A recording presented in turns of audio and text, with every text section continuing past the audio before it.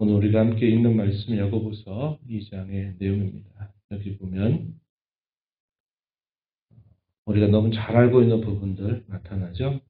믿음과 행함의 관계에 대한 야고보서의 말씀, 이 야고보서의 핵심적인 가르침이다 이렇게 볼 수 있겠는데요.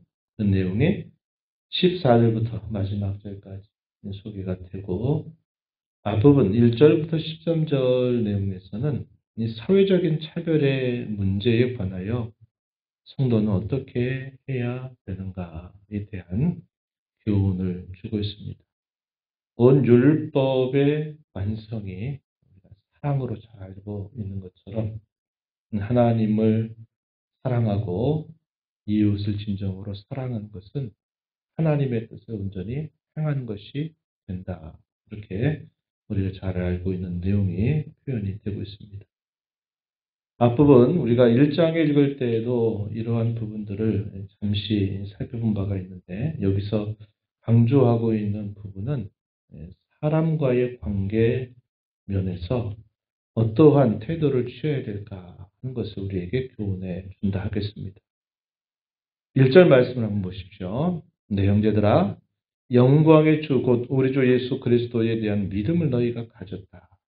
그러니 사람을 차별하여 대하지 말아라. 이렇게 표현을 했습니다. 차별하지 말아라 하는 이런 권면의 근거, 1절 앞부분에서 우리에게 근거를 제시해요. 뭐냐면 믿음을 가지고 있다는 겁니다. 우리 주 예수 그리스도를 믿는 그 믿음을 가졌으므로 너희는 그렇게 해서는 안 된다. 이렇게 표현하는데 그것이 차별의 문제라는 것입니다. 이러한 문제는 사실상 교회당 바깥에서 아주 흔히 있는 일이고 심지어는 교회당 안에서 성도들 사이에도 이러한 문제는 끊임없이 교회마다 따라다니는 문제가 아닐 수 없어요. 어떤 예를 드느냐 2절 이하에 보면 이렇게 말합니다. 회당에 누가 들어오는데 손에 금가락지를 끼고 아름다운 옷을 입은 사람이 들어오는 것과 옷이 허름하고 남루한 옷을 입고 가난한 사람이 들어올 때 그 사람을 어떻게 대하는가 하는 것에 대한 이해를 들고 있습니다. 아름다운 옷과 또 금가락지를 낀 사람에 대해서는 좋은 자리를 예비하면서 여기 앉으소서 이렇게 말하는 반면에 남루하고 가난해 보이는 사람에 대해서는 여기 서 있든지 내 발등상 아래 있든지 알아서 해라 이렇게 이야기하는 것, 이것은 결코 주께서 기뻐하신 일이 아니다 하는 것을 말합니다. 그것을 뭐라고 표현하냐면 악한 생각으로 판단하는 것이다. 이렇게 4절에서는 설명을 해줍니다. 이러한 차별의 문제는 그 기준이 결국 어디에 있느냐. 보통 사람들의 이러한 차별의 기준은 결국 자기 유익이에요. 내가 이 사람에게 무엇인가를 얻고 기대할 것이 있다라고 판단을 하게 될 때는 그 사람에 대해 대단히 아주 높은 그 마음을 표현을 하고요. 그렇지 않은 사람에 대해서는 멸시하는 태도를 갖는 겁니다. 그래서 사도는 뭐라고 표현하냐면 자기 유익이라고 하는 이런 악한 기준, 이런 판단을 가지고 차별을 하지 말아라 하는 것을 말합니다. 만약에 그런 차별로 하나님이 우리를 대하셨다면 우리 중 누가 과연 구원을 받을 수 있겠느냐 하는 말이죠. 여기서 이러한 잘못된 행실을 고치기 위해서 제시하시는 말씀 5절에 한번 보십시오. 내 사랑하는 형제들아 들을지어다. 하나님이 세상에서 가난한 자를 택하사 믿음에 부유하게 하셨다. 자기를 사랑하는 자들에게 약속하신 나라를 상속받게 하셨다. 가난한 자를 택했다. 이렇게 표현하죠. 바울 사도는 고린도 전서 1장 후반부에서 너희를 택하심을 봐라. 너희 가운데 눈볼 좋은 자가 얼마나 있으며 지혜 있고 학식 있는 자가 얼마나 있겠느냐. 그러나 하나님은 세상의 약한 자들을 택해서 강하다고 자랑하는 자들을 부끄럽게 하시고 세상에 없는 자들을 택해서 있다고 자랑하는 자들을 부끄럽게 하시지 아니하시느냐. 그러면서 그들의 부름을 받게 된 이 원인은 결코 그들이 잘나서 또 선택을 받을 만한 그러한 자질이 있어서가 결코 아님을 그들에게 깨우쳐 준 바가 있습니다. 여기서도 뭐라고 말합니까? 가난한 자를 택하사 믿음에 부유하게 하셨다. 영광의 큰 나라를 상속받게 하지 않았느냐. 이러한 하나님께서 자신에게 베풀어 주시는 그분의 사랑을 언제나 생각하고 그거에 근거하여서 다른 사람을 눈에 보이는 것으로 자기의 유익을 따라서 판단하고 가려내지 말아라.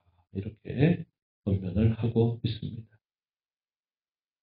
최고의 법, 모든 율법의 완성이 사랑임을 깨우쳐주고 있습니다. 8절 가서 보시면요. 너희가 만일 성경에 기록된 대로 내 이웃 사랑하기를 내 몸과 같이 하라 하신 최고의 법을 지키면 잘하는 것이다. 최고의 법, 사랑을 말하죠. 이 율법의 완성이라 부를 수 있는 이 사랑을 따라서 이웃을 사랑하는 것은 어떤 사람이든 눈에 보이는 것을 따라서 자기 유익을 잣대 삼아서 사람을 차별하는 것은 아니다. 차별해서는 안 된다. 이렇게 분명하게 이야기를 해주고 있습니다. 우리가 이런 문제들이 세상 바깥에서야 뭐 어쩔 수 없이 일어나는 일이라 할지라도 교회당 안에서 성도와 성도 사이에 이러한 일들이 생겨나는 것은 항상 경계하고 조심해야만 합니다. 고린도 교회가 안고 있었던 문제도 서로 파벌을 형성하는 것이었죠. 파벌하는 것도 결국 뭡니까? 차별이에요. 차별. 내가 더 낫다. 이런 것들을 사람들에게 보이려고 하는 그런 유익이 있는 거죠. 왜 그렇게 하는 겁니까? 자기를 자랑하기 위해서. 그리고 자기의 영광을 얻기 위해서, 자기 유익을 위해서 그런 일들을 하는 것에 대하여 바울 사도는 너희가 아무리 은사가 많고 아무리 구변이 뛰어나고 또 신앙이 아무리 좋다 말하여도 너희 신앙의 수준은 육신에 속한 자와 같다. 그리스도 안에 있는 유아의 정도의 수준에 지나지 않는 것이다. 라고 고린도 교회를 향하여 안타까운 마음으로 책망하듯 말씀하는 내용을 우리가 떠올려 보게 되는 것입니다. 그러면서 하나님의 율법이 갖는 매우 독특한 특성 하나를 가르쳐 주는데요. 10절 이하에 한번 보시면 이렇게 표현했습니다. 누구든지 온 율법을 지키다가 그 하나를 범하면 모두 범한 자가 된다. 온 율법들은 서로가 연결이 되어 있다 하는 겁니다. 어떻게 연결되어 있느냐? 그 율법을 주신 분으로 말미암아 모든 율법들은 다 연결이 되어 있다 하는 겁니다. 그래서 만약에 간음하지 말라라고 하는 말씀을 지켰다 하더라도 살인하지 말라라는 말씀을 어기게 되면 결국 율법을 범한 것이 된다. 이렇게 표현합니다. 율법을 주신 분에게 모든 율법들은 다 연결이 되어 있다는 거예요. 그래서 제가 그런 비유를 들어서 가끔 설명하죠. 하나님께서 자기 백성들에게 주신 그 율법은 마치 울타리와 같다. 이런 얘기를 제가 예를 들어서 설명합니다. 이 울타리 안에서 그 울타리를 넘어갈 때 예를 들어 동편에 있는 울타리를 넘어가도 그 울타리 밖을 넘어가는 것이고 북편에 있는 울타리 쪽으로 넘어가는 것도 역시 그 울타리를 넘어가는 거죠. 남쪽이나 서쪽도 마찬가지예요.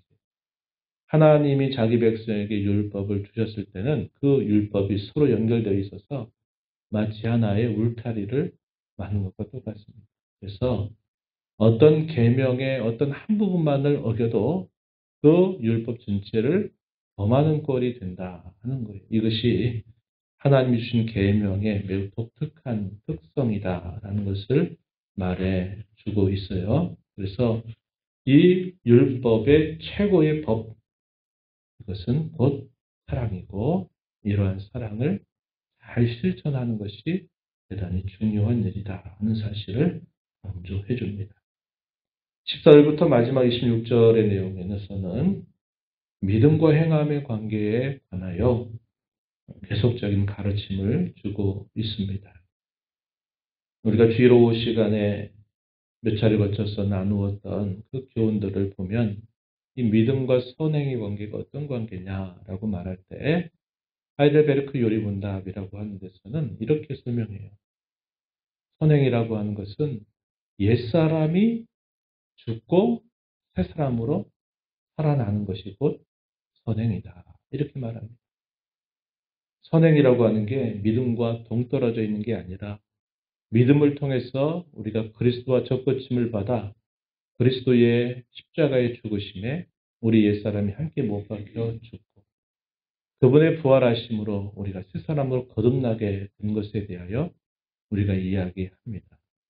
그것이 곧 선행의 행실로 나타나게 되어 있다 하는 것을 이야기했고 그 선행은 믿음의 열매다. 믿음에 의한 자연스러운 필연적인 결과로 따라오는 것이다. 그리고 그 선행은 우리의 믿음을 더욱더 강하게 붙들어준다. 믿음의 확신은 더욱 북돋아준다. 그리고 그 선행은 믿지 않는 다른 사람들을 주께로 인도하는 일에 위한 유익이 있다. 이것을 우리가 주의로 올 시간에 함께 살핀 바가 있어요. 여기서 이 믿음과 행함의 관계도 같은 맥락에서 쭉 설명을 해주고 있습니다.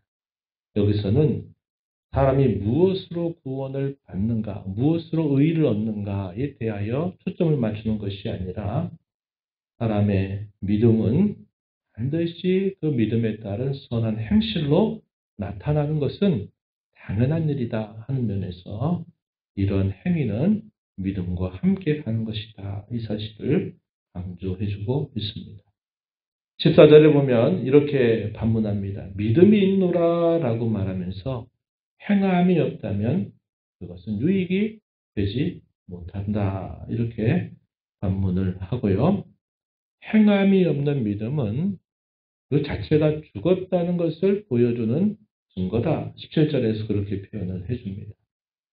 행함이 없는 믿음이라면 귀신 또한 그러한 믿음을 가지고 있다. 이 사실을 말합니다. 19절 말씀 한번 보실까요? 내가 하나님은 한 분이신 줄을 믿느냐? 잘 아는도다. 귀신들도 믿고 떤다. 이 귀신들은 하나님을 경외하는 것으로 나아가지는 않는 것이죠. 잘 알고는 있다는 겁니다. 마치 행함이 없는 믿음은 그와 같은 것이다 하는 것을 비유로 설명을 해주고 있습니다. 22절에 가서 보면 믿음이 그의 행함과 함께 일하고 행함으로 믿음이 온전하게 된다. 이렇게 중요한 표현들로 그 관계를 설명해 주고 있습니다. 사람이 행함으로 의롭다 하심을 받고 믿음으로만은 아니다. 24절에서 이렇게 하는 이 표현도 그와 같은 의미에서 표현하고 있는 것입니다. 좋은 예로 아브라함이 하나님을 믿는 행위를 통해서 의롭다함을 받았다는 희생이었던 라합이 그가 믿음을 통해서 구원을 받게 된 예를 소개해주고 있습니다. 그러면서 마치 우리의 영혼과 몸이 우리 사람을 이루고 있는 것처럼 영혼이 없는 몸은 죽었다라고 말하는 것처럼 행함이 없는 믿음은 죽은 것이다 라는 사실을 결론적으로 이야기를 해줍니다. 우리가 하나님을 믿는다 그리고 하나님 믿는다라고 하는 말을 다르게 표현하면 하나님을 경외하는 것이다 이렇게 표현할 수 있는 거죠. 하나님을 경외하면 어떻게 합니까? 그분이 우리에게 주시는 말씀을 순종하는 일이 따라오게 되는 거예요. 그래서 하나님 믿는 것은 곧 당연히 순종을 동반하게 됨을 우리는 알게 되는 것입니다.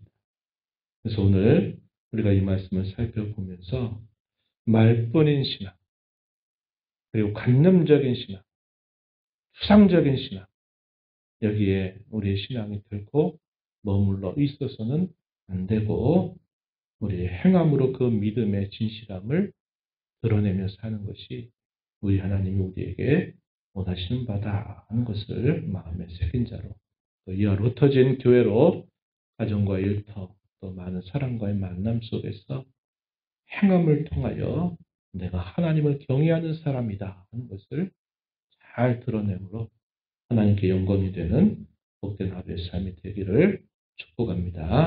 하나님 아버지 감사합니다. 이 새벽 시간도 저희들을 깨워주셔서 아버지 앞에 저희의 걸음을 인도하시고 오늘도 저희에게 주시는 말씀을 통하여 저희가 하나님 앞에 어떠한 은혜를 입은 자이며 또 그 은혜를 입은 자로 저희가 어떻게 땅 가운데 주어진 삶을 살아야 될지를 기움받게 하신 것 감사드립니다. 무엇보다도 영적으로 군비하고 또 가난한 저희들을 찾아와 주셔서 믿음으로 부유하게 하시고 복되고 영원한 하나님의 나라를 상속받게 하신 그 은혜를 감사하면서 저희를 차별하지 아니하시고 언제나 그 많으신 긍휼로 저희들을 품어주시듯 저희도 다른 사람을 대할 때마다 저희 자신의 유익과 기준을 따라서 판단하고 사람들을 가르지 않게 하시며 모든 사람을 그리스도의 마음으로 품고 또 선대하며 관용을 베풀 줄 아는 그런 행실을 잘 드러내며 살아가는 저희들이 되게 하여 주옵소서. 얼마나 많은 사람들이 섞여 살면서 자기 이익과 자기 영광을 구하기 위하여 살아가고 있는지 모릅니다. 그러한 세상 속에서 이 세상을 본떠 살지 않게 하시고 오히려 도움이 필요한 사람들에게 그리스도의 사랑을 잘 나누고 실천할 줄 아는 저희들의 삶이 되게 하여 주옵소서. 말뿐인 신앙, 추상적인 신앙, 관념적인 신앙, 행함이 없고 순종이 없는 그런 신앙이 아니라 행함을 통하여 그 믿음의 참됨을 드러내며 하나님 경외를 잘 드러낼 줄 아는 저희의 신앙이 되도록 이 하루도 저희의 삶을 주장하시고 인도하여 주옵소서. 은혜의 보호자 앞에 나와 아버지 은혜를 구하는 모든 심령들의 간구를 귀 기울이시고 응답하시기를 바라옵고 예수님 이름으로 기도하옵나이다. 아멘.